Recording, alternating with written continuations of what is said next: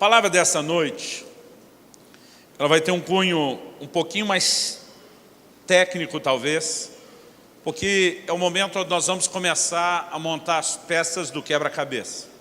A partir de amanhã à tarde, emendando à noite, a palavra, com aquilo que nós construímos hoje, vai fazer muito mais sentido e já vai dar para a gente ferver o caneco um pouquinho mais.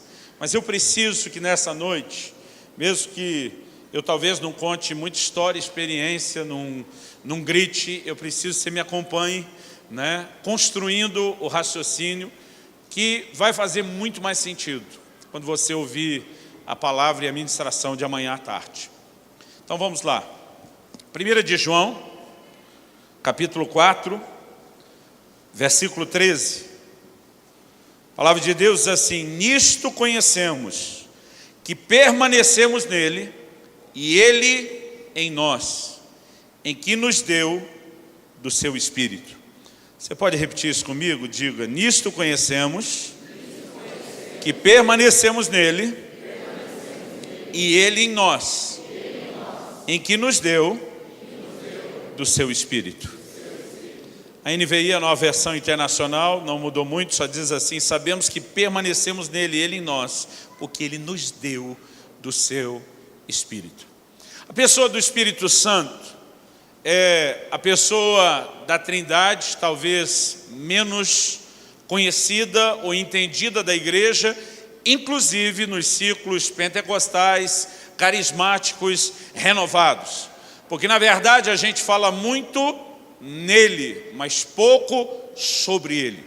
Eu creio que temos uma falta enorme de ensino. Eu particularmente nasci e cresci numa igreja evangélica, sou grato a Deus por isso, mas as igrejas, a igreja que meus pais frequentavam quando eu era ainda bem criança, e mesmo algumas depois mudando de cidade, eu brinco que algumas delas quase davam a entender que o Espírito Santo tinha sido sepultado junto com o último dos apóstolos. Que tudo aquilo que você lê no livro de Atos foi só para aquela época, que nada mais disso a gente pode esperar que aconteça hoje. E muitas vezes o que eu ouvia sobre o Espírito Santo, pelo menos o ensino onde eles se defendiam daquilo que aparentemente os pentecostais ensinavam, dava quase a entender que ou isso tudo era balela, ou se fosse verdade era bom a gente ficar com medo.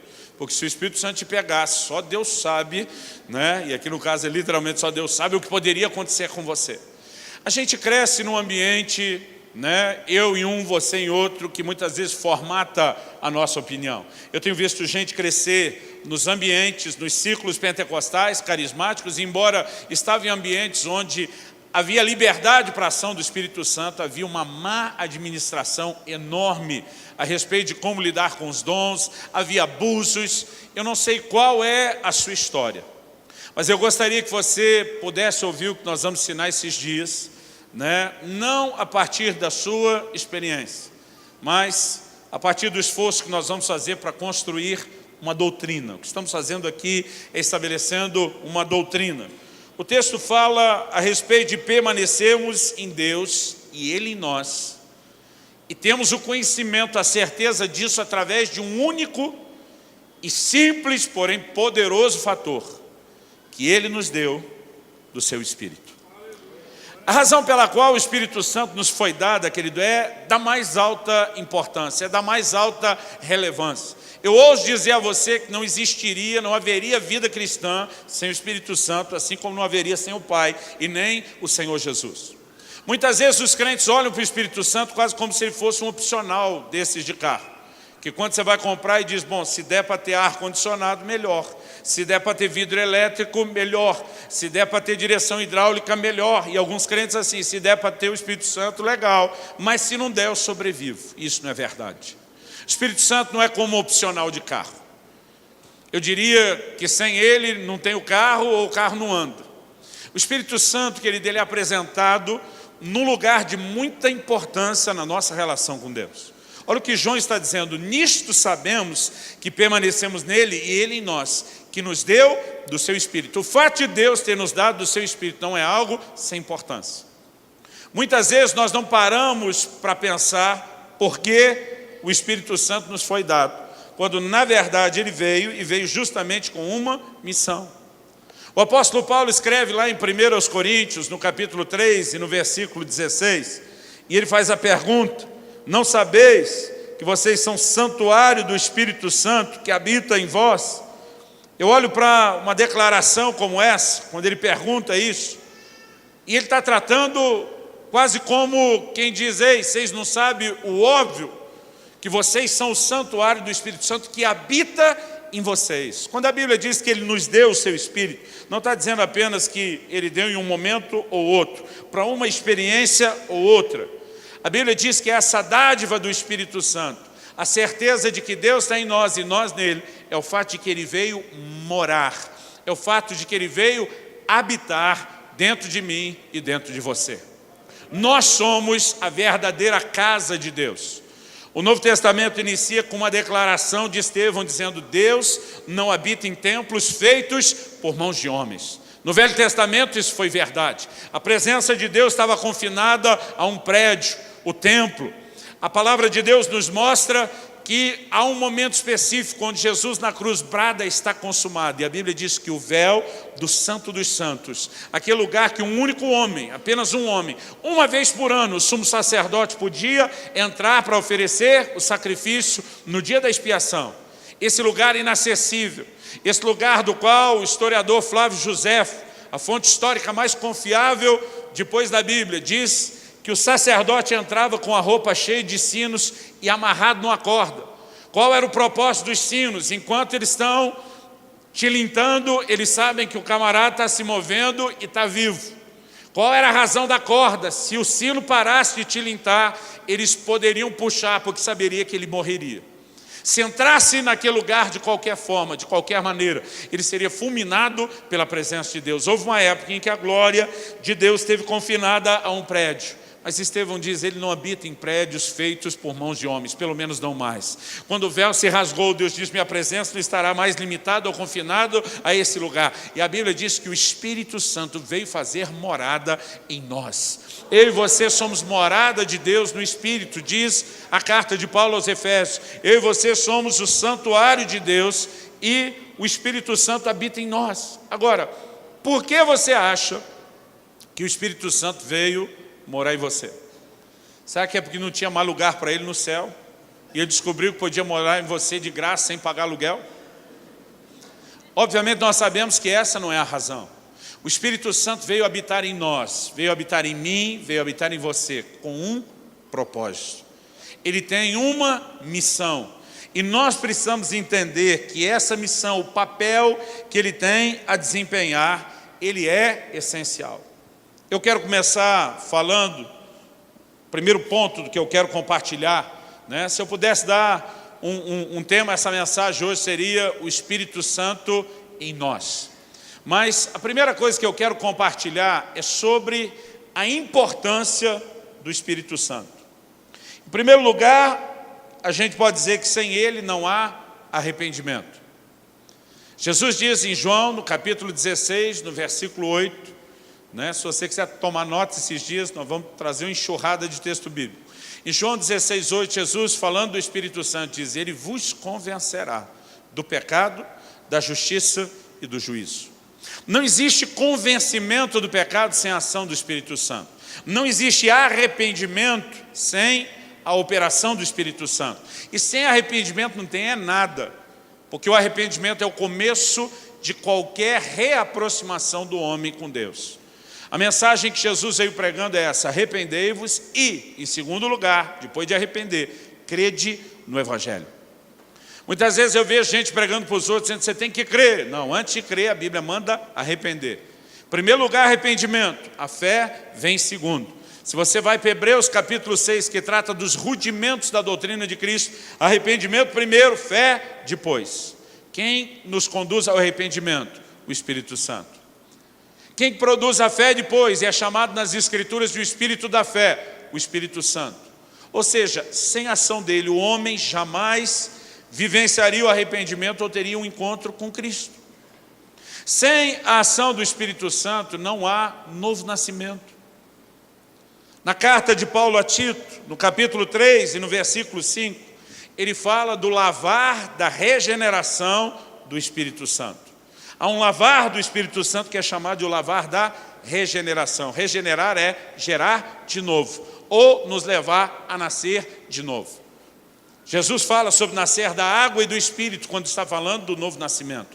Não há arrependimento e, em segundo lugar, quero destacar, não há novo nascimento sem a ação do Espírito Santo. O que mais o Espírito Santo tem a missão de fazer? Abra aí sua Bíblia comigo em 2 Coríntios, no capítulo 3 e no versículo 18. 2 Coríntios, capítulo 3, verso 18. O texto diz: e todos nós, com o rosto desvendado, contemplando como por espelho a glória do Senhor, somos transformados, de glória em glória, na sua própria imagem, como pelo Senhor, o Espírito. Diga comigo: somos transformados, de glória em glória, na sua própria imagem, pelo Senhor, o Espírito.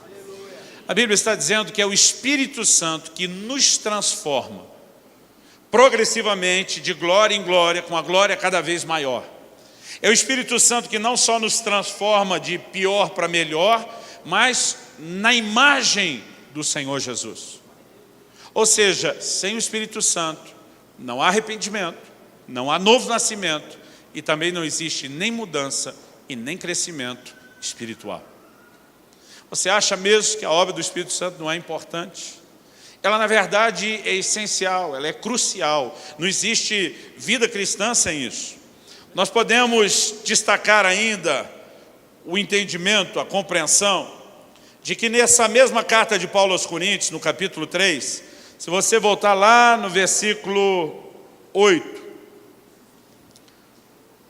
o apóstolo Paulo diz assim, 7 e 8, e disse: o ministério da morte, gravado com letras em pedras, se revestiu de glória a ponto de os filhos de Israel não poderem fitar a face de Moisés, por causa da glória do seu rosto, ainda que desvanecente, como não será de maior glória o ministério do Espírito? Ele chama a lei, a velha aliança, de o ministério da morte. Paulo escreve aos Romanos e diz que por meio da lei o pecado se manifestou, a força do pecado, que é a morte, também se manifestou. Ele se refere à lei como ministério da morte. Mas o Novo Testamento, esse período da nova aliança, é chamado, é classificado, é adjetivado de uma forma que não dá para deixar de reconhecer a proeminência da obra e do ministério do Espírito Santo. Paulo chama a nova aliança de um ministério do Espírito. Basicamente ele está dizendo tudo aquilo que o Pai planejou e que Jesus já executou na cruz. Ele passa a estar disponível, acessível, ele pode ser vivido na minha e na sua vida, única e exclusivamente através da obra do Espírito Santo. Toda a vida cristã, esse tempo da nova aliança, é chamado de um ministério do Espírito. É tudo a obra, o serviço do Espírito Santo.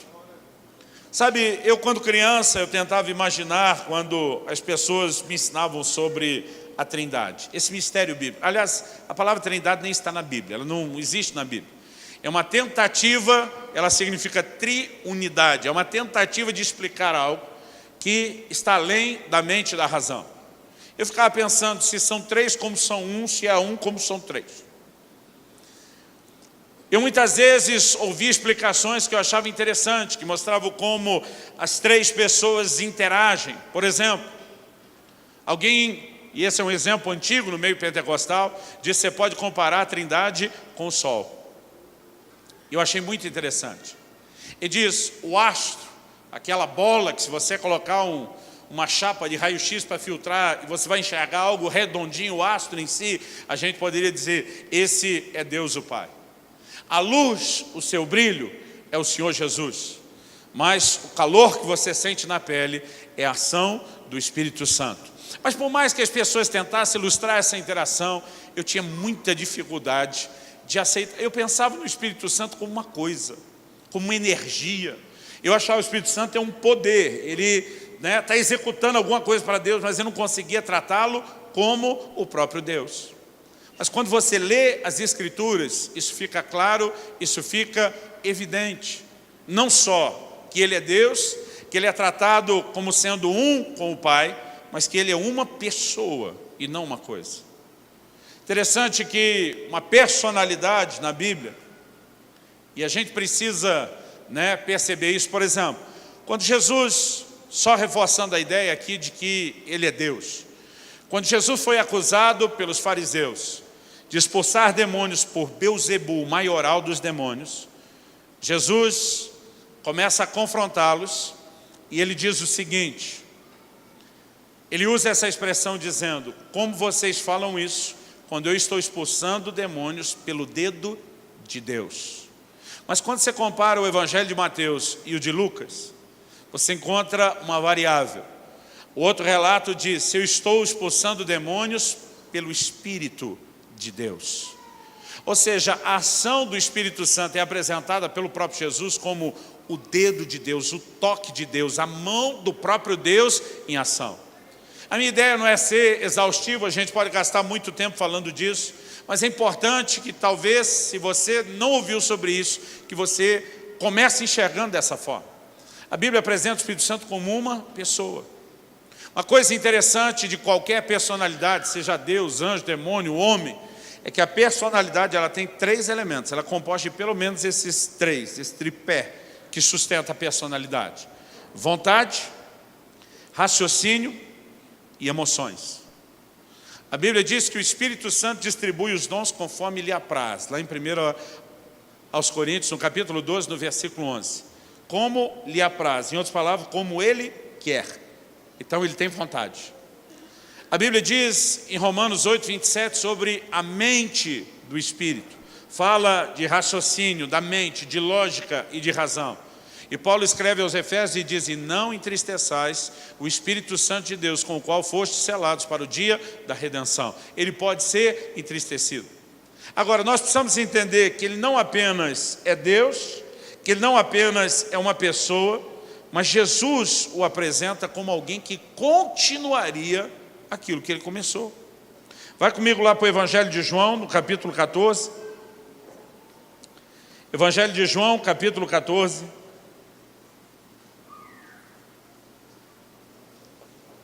Versos 16 e 17. Jesus diz assim, eu rogarei ao Pai, e Ele vos dará outro Consolador.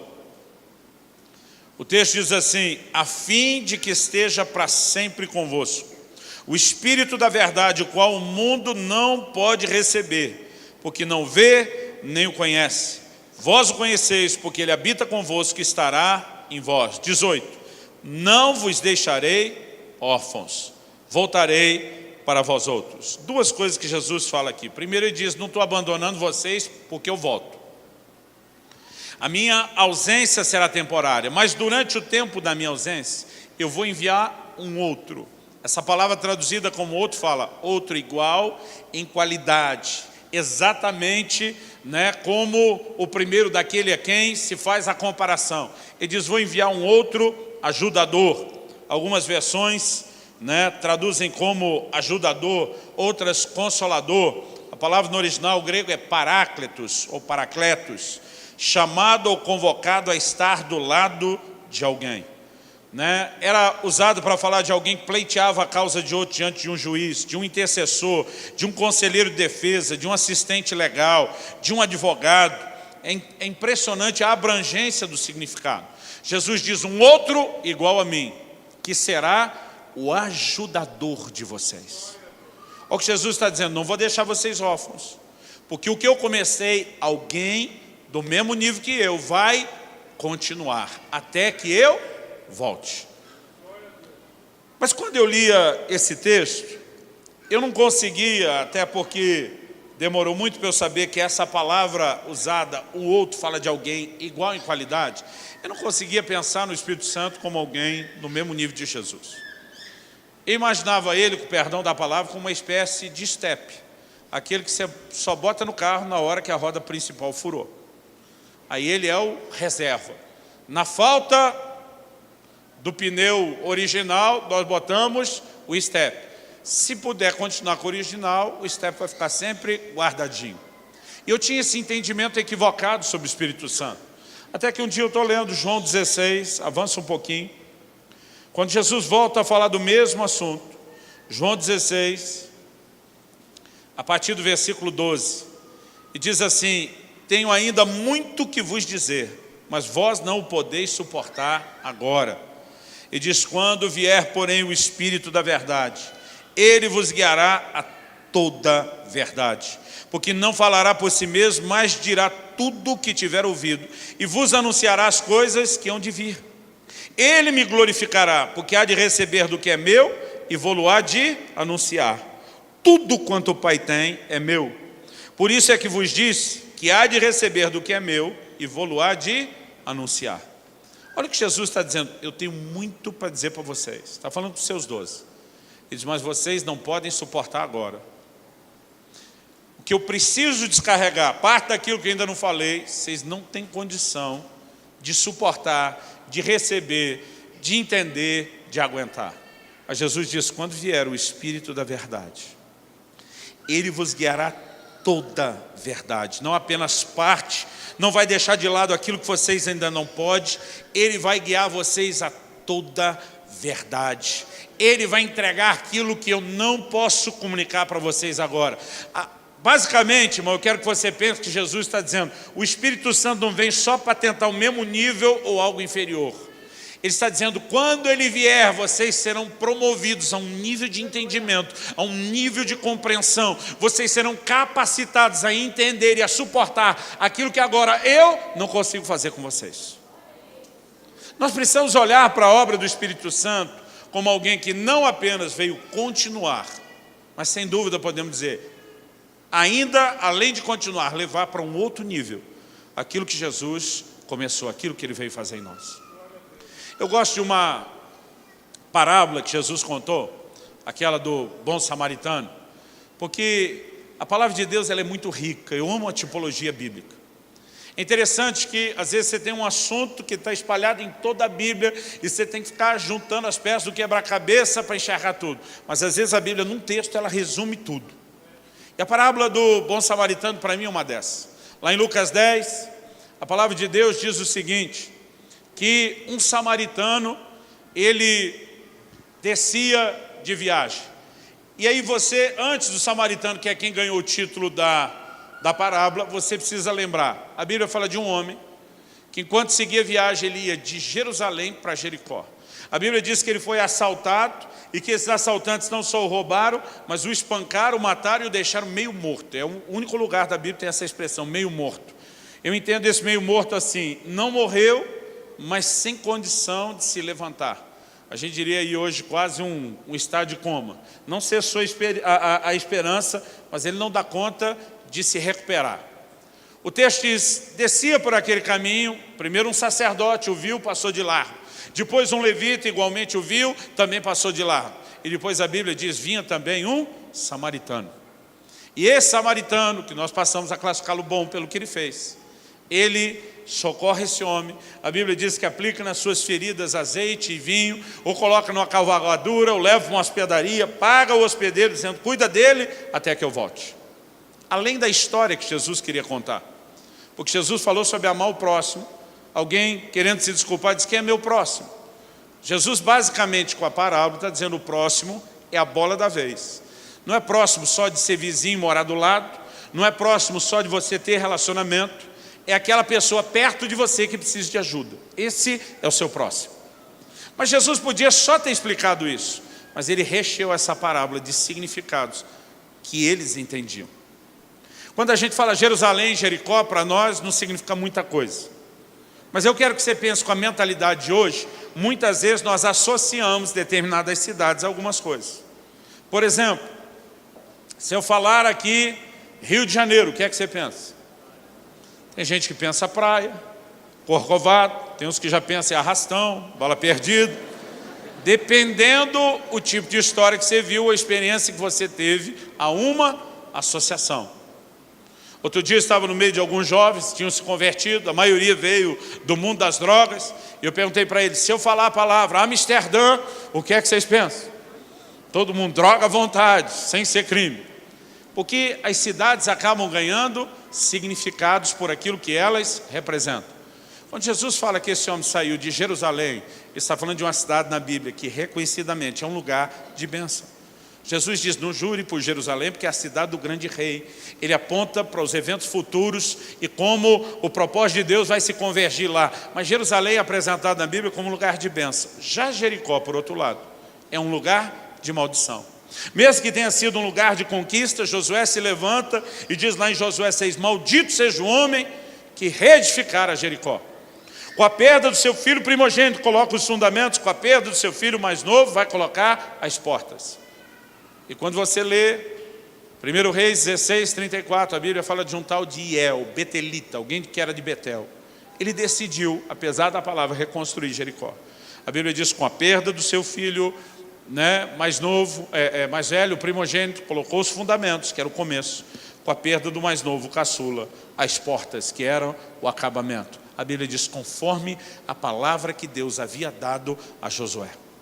Jericó passa a significar, na linguagem bíblica, um lugar de maldição. Então ele está falando de alguém que sai de um lugar de bênção para um lugar de maldição. Jesus diz descia, e ele não está falando só de um declínio geográfico, porque Jerusalém é mais alta que Jericó. Ele está falando de um declínio espiritual, de um lugar de bênção para um lugar de maldição. Jesus está contando a história da humanidade. Jesus está falando da queda do homem. Quando o homem pecou, ele foi roubado.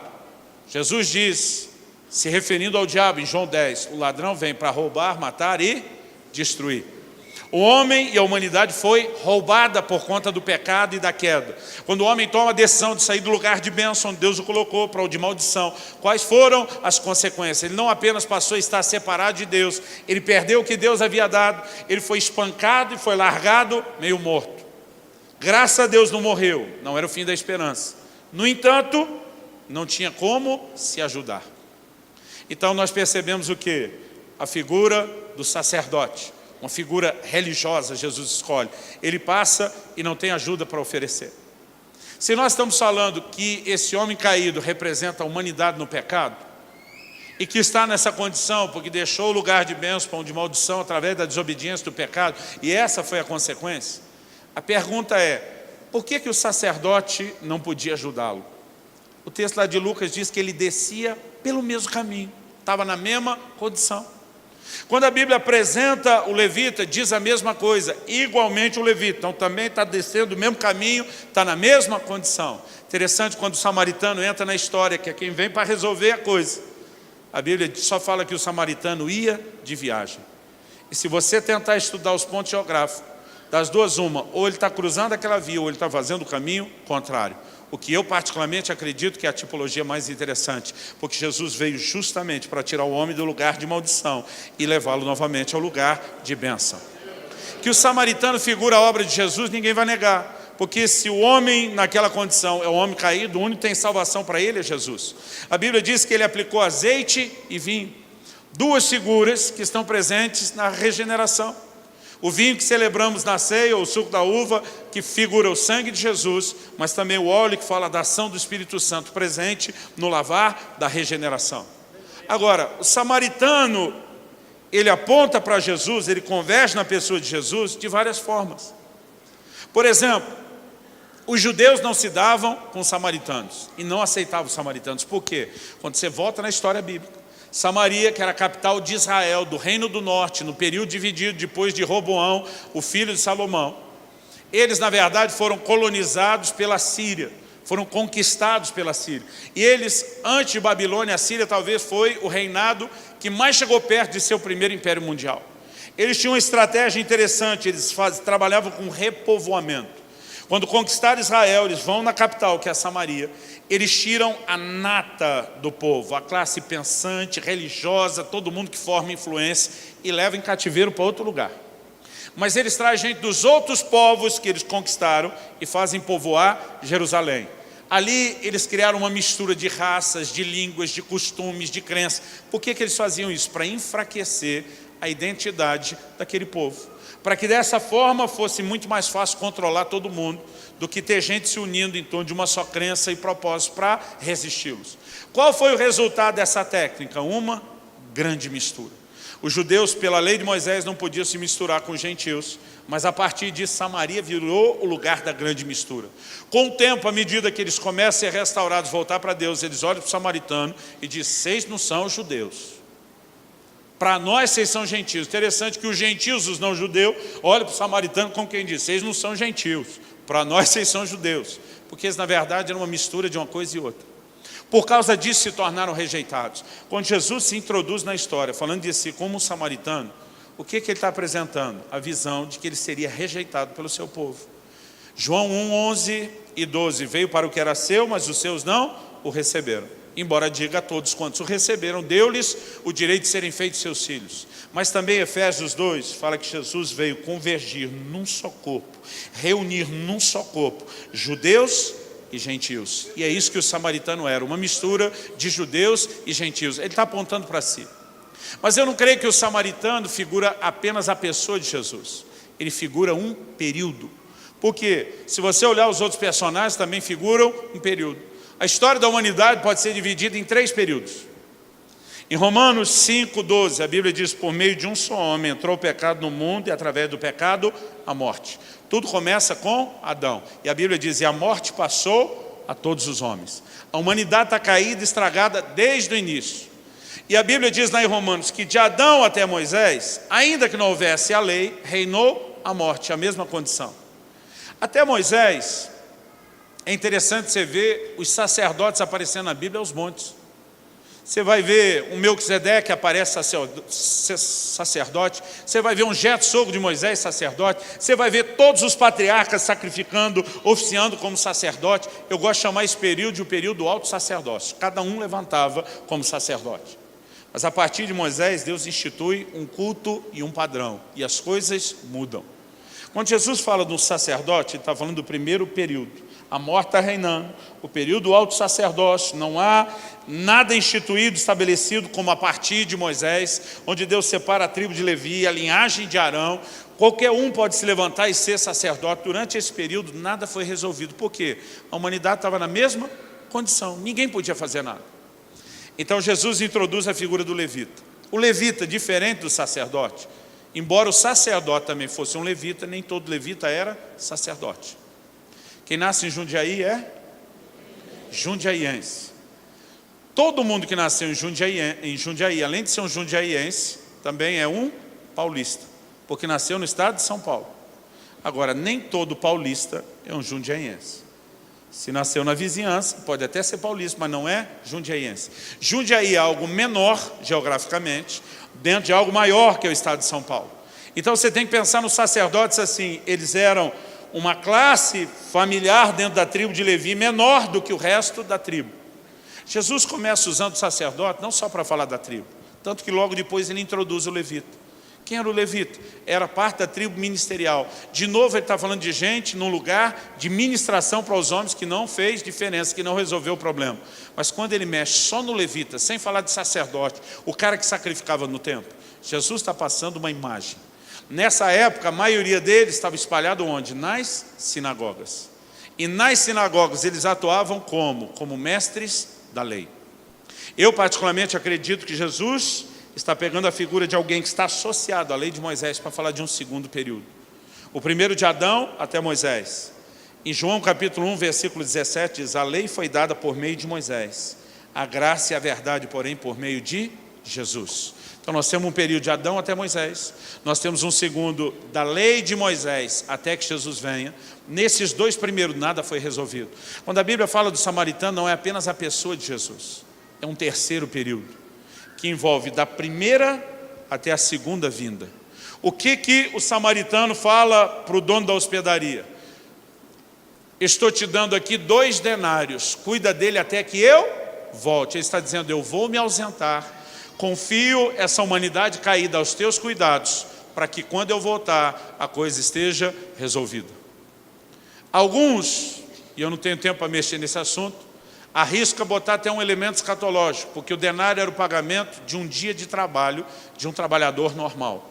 Quando ele diz: estou te adiantando 2 denários, ele diz: garantido que eu fico 2 dias fora. Se gastar mais, se tiver um trocado aí na conta, a gente acerta na volta. Então nenhum de nós pode tomar isso como exato demais. Mas isso nos faz pensar em algo mais. De Adão até Jesus, nós temos 4.000 anos de história da humanidade. Ele está falando de um período que ele diz: eu arrisco voltar entre mais ou menos 2, o que fechariam 6.000 anos de história de humanidade. E a Bíblia fala o tempo todo com figuras. 6 dias você trabalha, um 7º você descansa. O livro de Apocalipse fala de um reinado de Cristo de 1000 anos, que seria, na opinião de alguns, não quero tomar partido aqui, o descanso sabático. Irmão, a parábola é profética de ponta a ponta, independente dessa cronologia ser exata. Agora vamos pensar, se Jesus está resumindo o propósito eterno de Deus, o plano todo da redenção, vamos na parte que interessa. Nós não estamos no primeiro período, nós não estamos no segundo, graças a Deus já passou, nós vivemos o terceiro, onde o samaritano veio resolver o nosso problema. Amém? Agora, até que ele volte, durante o período da sua ausência, ele basicamente deixou 2 coisas relevantes. E diz: depois que eu socorro você, o trabalho tem que ser continuado na hospedaria. Há um lugar onde aquilo que o próprio Jesus começa é continuado. Eu creio que isso é uma figura da igreja.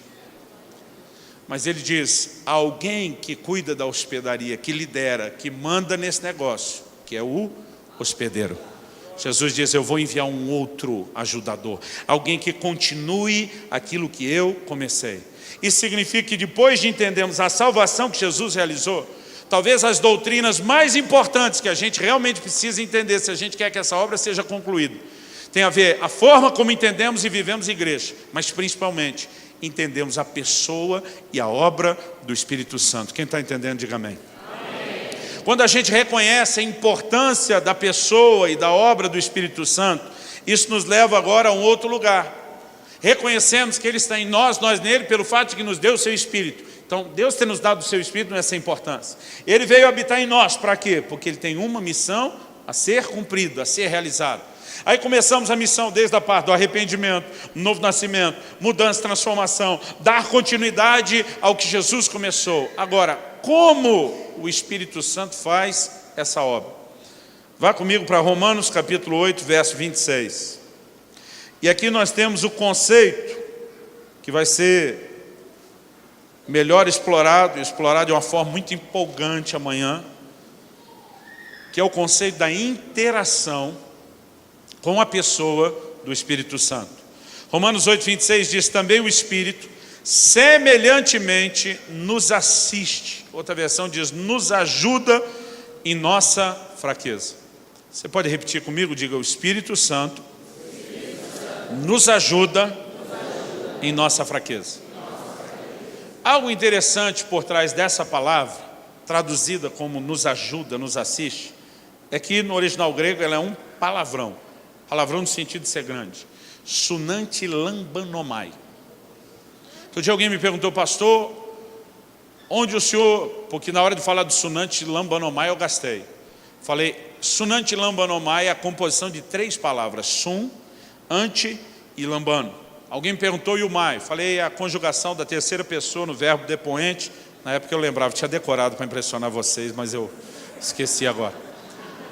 Aí porque eu apresentei isso de um jeito assim, o cara me perguntou: onde você estudou as línguas originais? Eu falei: estudei nada, eu tenho um aplicativo no meu tablet, que quando eu toco o dedo na palavra, ela puxa, aí para ficar mais culto, a gente diz o léxico da concordância do Dr. Strong, que estudou o grego, o hebraico, o aramaico, a vida inteira e deixou tudo de lambuja para nós. Mas essa palavra é a composição de sum, ante e lambano. O ante é uma palavra conhecida na língua portuguesa porque teve a influência, dessa palavra do grego. Ela não é latina, ela vem antes. Antes significa contra. Mas sum e lambano, junto com ante, significa a junção de 3 palavras: pegar firme, contra alguma coisa, juntamente com alguém. Ou seja, supondo que esse púlpito fosse pesado, o que não é, e que para movê-lo eu precisasse de ajuda, que não é o caso. E de repente, eu dissesse ao pastor Deigman: me ajuda a carregar esse púlpito. O que eu estou pedindo para ele? Essa ajuda, com a palavra em português, a gente pode só dizer: bom, ajuda a resolver. Então talvez eu até poderia sentar e ele vir levantar e puxar para mim, como alguém que substitui minha tarefa. A palavra específica que o apóstolo Paulo escolheu não é essa. Supondo que isso fosse pesado e eu não pudesse fazer sozinho, ele também não viria para fazer sozinho. Então, Sunanti Lambanomai é pega firme, junto comigo, contra alguma coisa. Em outras palavras, estaria pedindo a ele, pega a outra ponta do peso. Pega do outro lado, para quê? Para carregarmos juntos. E aqui nós temos um ponto central. Depois de entender a importância do Espírito Santo, o quanto ele é essencial na vida cristã, que ele habita em nós e que ele veio para fazer algo, é entender que a obra do Espírito Santo não é unilateral. Ele não faz essa obra sozinho. Porque tem uns crentes folgados dizendo, Espírito Santo, me ajuda aí. Ele vai sentar numa banqueta para assistir o Espírito Santo fazer. Na vida cristã, querido, não só a obra do Espírito Santo é essencial, mas a segunda verdade nós temos que entender, ele interage, ele age em conjunto conosco. O Espírito Santo não vai fazer a obra dele sozinho. A Bíblia diz que ele veio nos ajudar. Ou seja, nem você dá conta de fazer sem ele, sem a ajuda dele. Mas ele também não te substitui, porque ele não vai fazer sem que você faça a sua parte. É aqui que muita gente bagunça as coisas. A gente fica, quando fala do Espírito Santo, a gente atribui o fluir dos dons do Espírito, por exemplo, como se tudo fosse da parte dele, unilateralmente. A Bíblia diz, buscai com zelo os dons espirituais. Quem é que tem que buscar? Eu. Mas quem que libera o dom? Ele. A Bíblia diz, ele distribui conforme lhe apraz. Mas ele não distribui para quem não está buscando. Ele não faz a parte dele se você não fizer a sua. O apóstolo Paulo escreve a Timóteo, 1 Timóteo 4,14, diz, não seja negligente em relação aos dons. Ao dom que te foi concedido. Espera aí, o dom é do Espírito Santo? Sim. Mas eu posso negligenciá-lo? Sim. Porque o Espírito Santo não opera o dom sem a minha participação. Os dons do Espírito são uma parceria entre Deus e o homem. Tem a parte, o elemento de inspiração de Deus. E é necessário a minha correspondência. Paulo escreve em 2 Timóteo 1,6 e diz, reaviva, outra versão diz, desperta o dom que é em ti. Ele não diz, Timóteo, dobra o joelho e ora, Espírito Santo, devolve o dom, reacende o dom. Ele diz, você desperta. Por que ele está mandando Timóteo despertar? Basicamente ele está dizendo, você que botou o dom para dormir, você que acorde. Essa é a lei, irmão. Pelo menos ouvi um pregador, uma vez contando, que um outro pregador estava assim, empolgado no auge do sermão, ele olha na primeira fila e vê um senhor já de idade, dormindo no ombro da esposa. Ele ficou aborrecido. Para ele aquilo foi um sinal de desrespeito e que a mensagem não estava interessante. Ele para de pregar e diz, minha senhora, por favor, acorde seu marido. Ela olhou para ele e disse, acorde o senhor, quem botou para dormir foi o senhor. A história é mais ou menos assim, quem botou para dormir que acorde. É essa a argumentação de Paulo com Timóteo. Desperta o dom, reaviva o dom. Ele está dizendo, é você que vai ativar o dom. Há uma grande confusão, querido, de gente esperando o Espírito Santo fazer alguma coisa, enquanto o Espírito Santo também está esperando a gente fazer a nossa parte. E nós não temos ido a lugar nenhum. Por falta de entender não só a importância da pessoa e do trabalho dele, mas também por falta de entendermos como interagir com ele. A essência dessa nossa conferência é te ajudar a entender a interação. Amanhã eu quero entrar num lugar importante que não vai só te ajudar a entender a operação dos dons, do sobrenatural, mas mais importante do que isso é entender o relacionamento com a pessoa do Espírito Santo. Quem está entendendo, diga amém. Amém. Quando a gente olha para essas verdades sobre a interação, em Atos 7:51, quando Estevão está pregando, ele diz aos judeus dos seus dias, vós sempre resistis ao Espírito Santo. Então significa que o Espírito Santo pode ser resistido? Sim. Se ele pode ser resistido, a obra dele não é unilateral, porque eu posso cooperar com ele ou não. Ele não pode ser resistido, querido, porque ele não é Deus o suficiente, mas porque Deus decidiu que não ia trabalhar sozinho. Deus nos deu o direito de escolher, o direito de cooperar ou não com o que ele faz. E nós não podemos esperar uma obra unilateral. Tem uma visão na Bíblia que quando nós falamos da obra e da ação de Deus, ela me deixa muito empolgado. Está lá em Ezequiel 47. É a visão que o profeta Ezequiel tem do rio de Deus. O rio de Deus, para mim, é uma das maiores figuras do mover do Espírito Santo na Bíblia. Não só porque o livro de Salmos diz, há um rio cujas correntes alegram a cidade de Deus.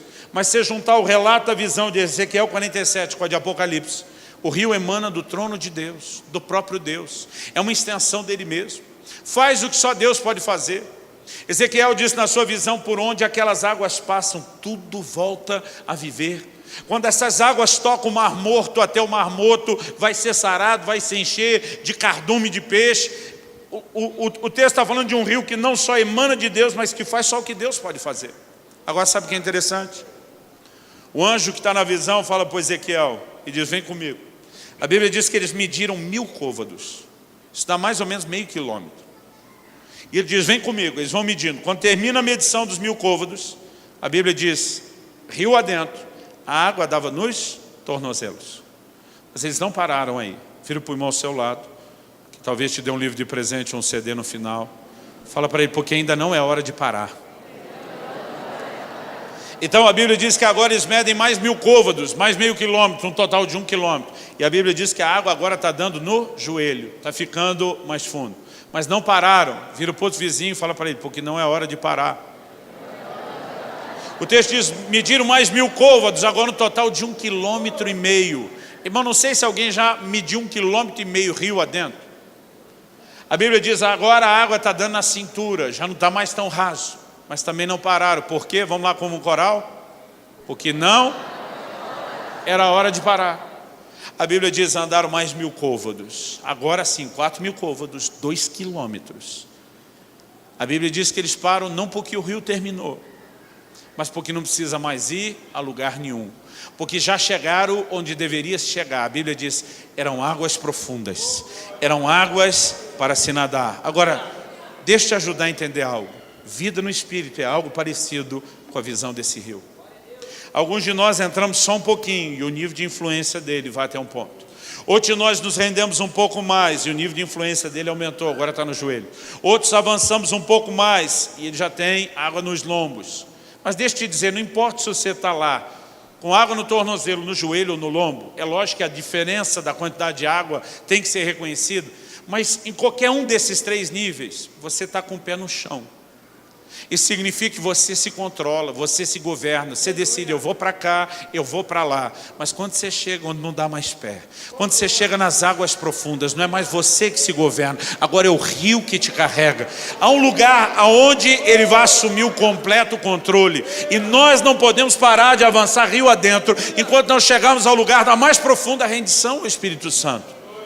O problema, irmão, é que a gente tem uma ideia, um conceito equivocado, uma fantasia de avivamento. A gente fica imaginando que avivamento é o rio de Deus fazer uma inundação na nossa vida. Tem crente que a vida inteira está esperando: uma hora o rio vem, uma hora vai dar um enchente espiritual, uma hora... Irmão, deixa eu te dizer, não é o rio que invade a sua vida, é você que tem que entrar no rio. Sabe, nós estamos esperando o Espírito Santo fazer algo sozinho e Ele também está esperando a gente. A gente fica: cadê o rio? E Ele está dizendo: cadê a turma que não entra? Interação é a chave. E quando nós entendemos isso, nós vamos perceber que algo poderoso acontece quando interagimos, mas que algo terrível pode acontecer quando não interagimos. Eu vou deixar para falar melhor disso amanhã. Degma, já vem para cá para nós parecer que está acabando. Em Efésios 4:30 a Bíblia diz: e não entristeçais o Espírito Santo de Deus, com o qual foste selados para o dia da redenção. Há um nível de falta de interação da minha e da sua parte que vai deixá-lo entristecido.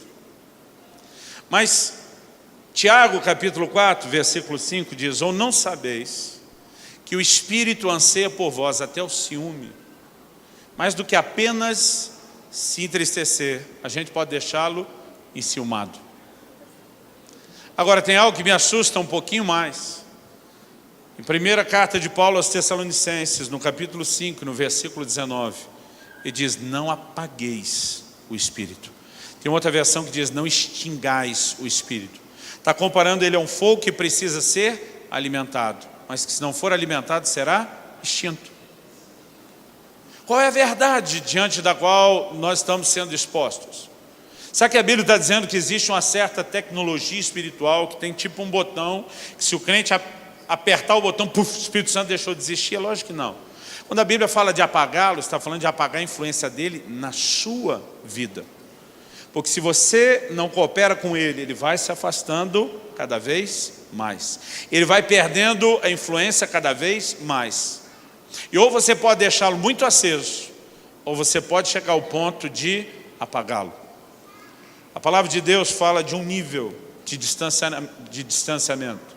Isaías 63:10 diz: e eles entristeceram o seu Espírito Santo. A palavra traduzida ali, entristecer, em outra versão ela pode ser traduzida de diversas formas. Há um tanto de tradução em algumas versões e outros, que a gente pode incluir no significado da palavra. Eles magoaram o seu Espírito Santo. Eles aborreceram o seu Espírito Santo.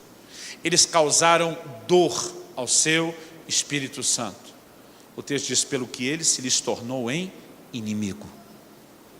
Irmão, o ponto mais trágico da relação de um homem com Deus não é apenas quando ele deixa de manter o Espírito Santo aceso, não é apenas quando ele vai se afastando e essa interação vai diminuindo, mas é saber que isso pode chegar um momento onde as coisas vão terminar e não vão terminar bem. Porque isso pode colocá-lo numa posição de, em vez de ser o seu ajudador, o seu maior amigo, ele pode se tornar o seu inimigo.